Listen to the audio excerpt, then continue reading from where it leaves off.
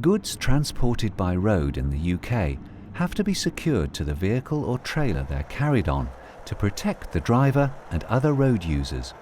Securing the load also reduces the risk of damage to the vehicle and the load.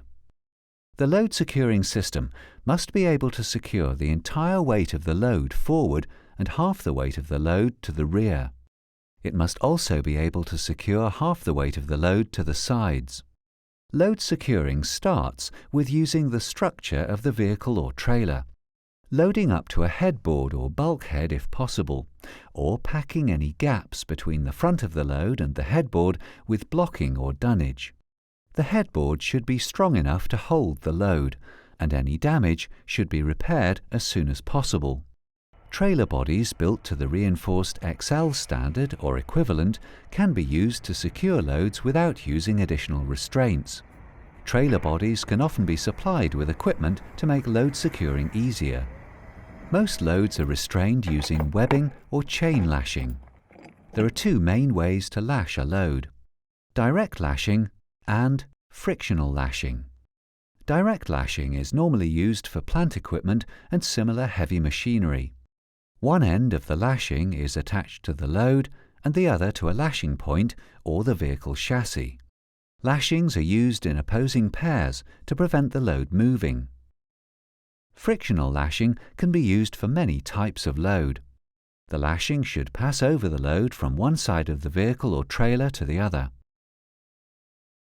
The number of lashings needed will depend on the weight of the load, friction between the load and the load bed, rating of the lashing, angle of the lashing relative to the load bed, and how many tensioners are used.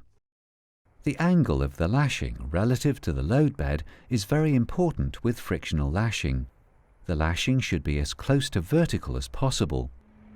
If the load is very low, think about placing a pallet or other packing on top to increase the angle of the strap relative to the load bed. The friction between the load and the load bed can be increased by using friction matting or high friction floors. Working at height should always be avoided if possible. Even a low fall can lead to serious injury or even death. Lashings aren't suitable for every type of load.